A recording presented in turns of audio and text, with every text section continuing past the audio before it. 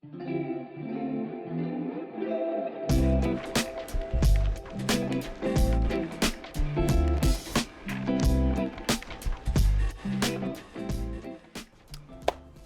one of my favourite things of all time today. This is Mussels marinière. Very classic dish, everyone knows it. There's a couple of little takes on that and how to make it really delicious. This is my Mussels marinière. So the first thing is you need mussels. You need really big, nice, plump mussels. These are from Fowey, so down in Cornwall. If any are open like this, see that open? You either want to get rid of that, but just check, just knock them together. They start to close. That's closing. Probably all right, that one. Any closed, any massively wide open, get rid of. Any beards in there, scrape them off and pull them down and give the whole thing a really good wash. I would recommend that highly. And nice big plump mussels like that, incredible. They are, pound for pound, mussels are just flavour wise, they are the best value flavour you can buy. There you go.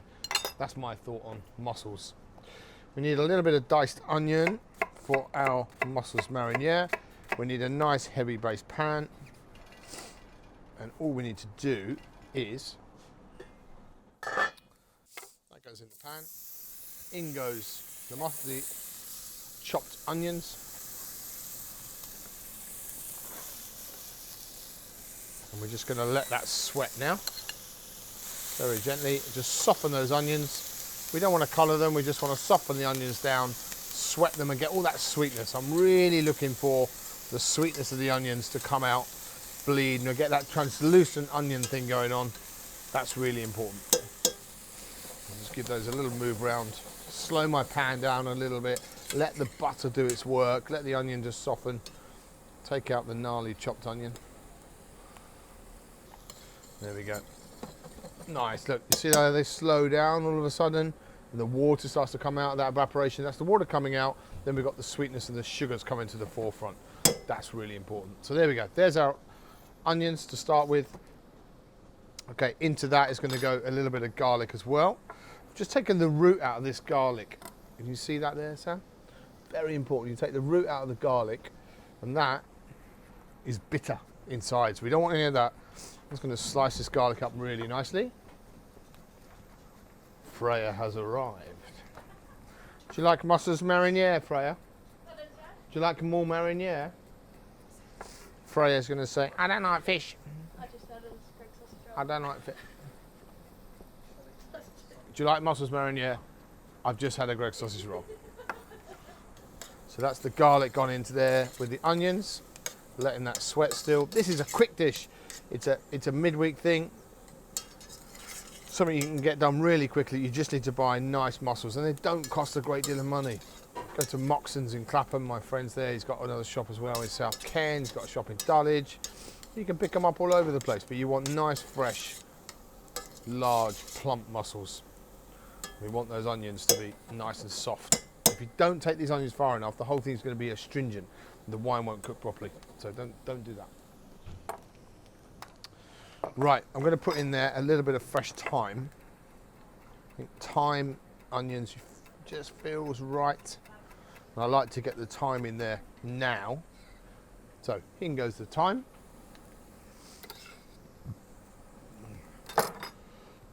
Really nice.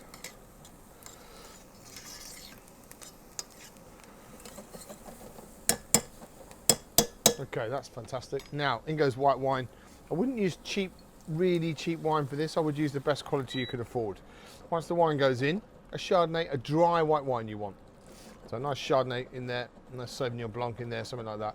Something quite dry. In it goes a decent amount of wine. We want that wine down by basically half. So get the wine down by half so that we're cooking out all the acidity, but we've still got that layer of flavour from the wine in there as well. So let's get that down, turn the heat up and get that reducing down. Mussels at the ready, clotted cream at the ready. Salt's there, and we need a little bit of chopped parsley for the end, so we'll get that chopped.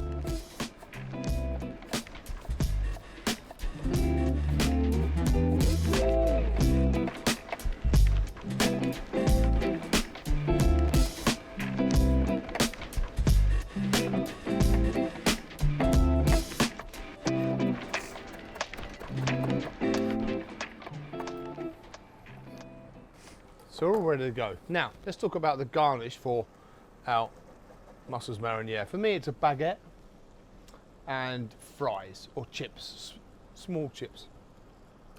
But Adam, being the brilliant guy that he is, not me, the other Adam, has made these, which is like shoestring fries. Is that shoestring fries? Pompeii shoestring fries, I don't know what it is. Bloody delicious. I don't know how you cook that and eat that with that, but they are very nice. They are very clever. I would stick to just fries, but that's a mega potato that Adam made. Right, wine's down by half now. In goes the mussels. This is when the fun starts, and you need to be ready at this point, because once you go in here, you're committed, you're no going back, and you're about 5 minutes from eating delicious. Give them a good move around.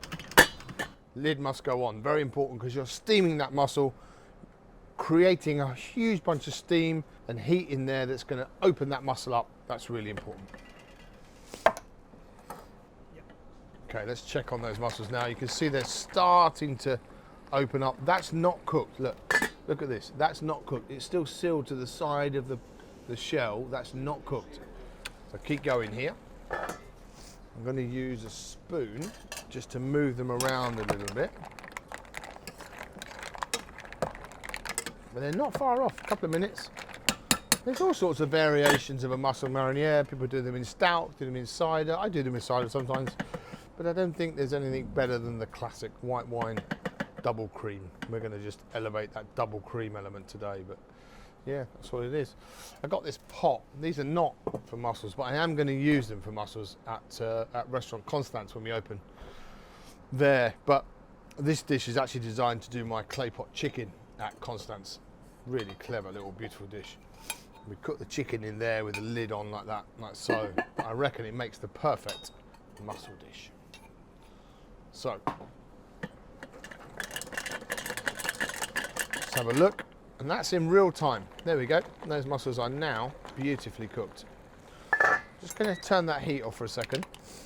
My mussels are going to come out because I've got another stage that I want to do now. You could just put the dairy in now, it's not a problem, but I sort of want to do it a slightly different way. To get the sauce proper, you will end up taking those mussels further than you want to, and I think it's critical that the mussels are cooked to exactly that.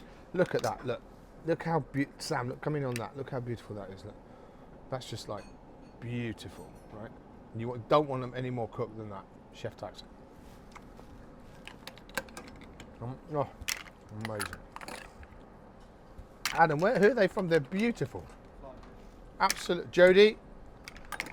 Bloody brilliant. That's the level, Jody. Thank you very much, sir.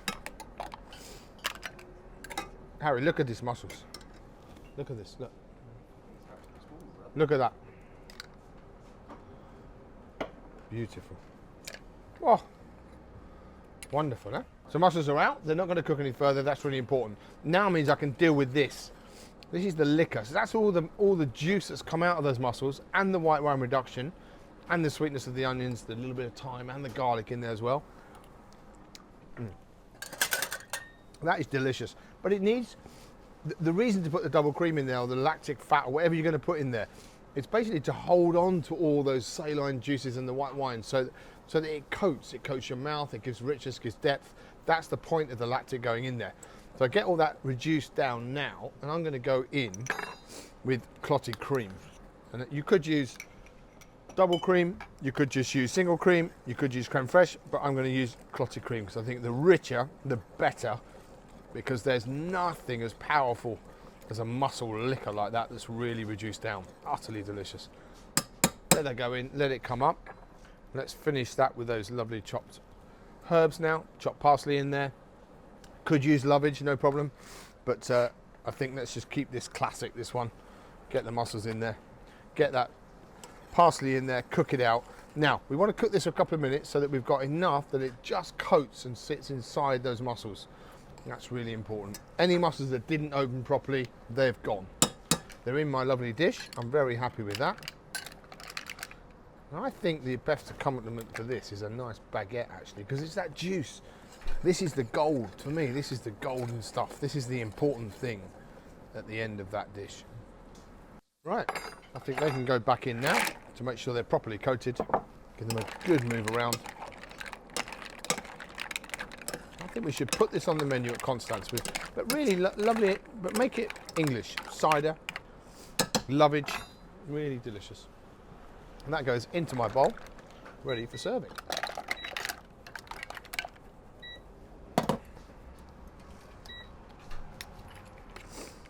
What an amazing thing. Put the lid on, and I'll move it over there. Right, there we go. That is my Mussels Mariniere, very classic, with the shoestring fries. I reckon you could probably finish this and then put all the shoestring fries in the juice at the end and eat it all. In fact, I might do that. So this is how we do this. We eat one, and then I've got a set of tools for the rest. In it goes.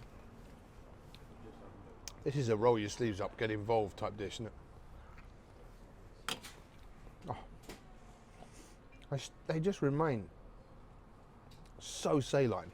You're at the sea with them. They are so beautiful. And that juice is just something else. And I reckon that, with the shoestring fries, is going to be an absolute winner. Feels like summer food too. So for me, that's a winner. Mussels Mariniere, my way. It's like a bowl of the best cereal, cornflakes you've ever had in your life. Look at that. I think we just invented something. Probably for good reason, Adam. You know what? That is flipping brilliant, because you've got texture from potato, and the salt of the potato as well is really like quite gnarly and salty. That is flipping brilliant. What a great accidental success. Enjoy. I used to cook for this for you. Your mum used to cook this for you all the time. No, no. Really? Vicky's a better cook.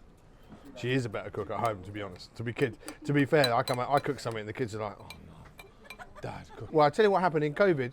I'm there every day and they're like, oh yeah, Dad's cooking this amazing stuff. And then after a while they're like, Mum, is it possible you can cook instead?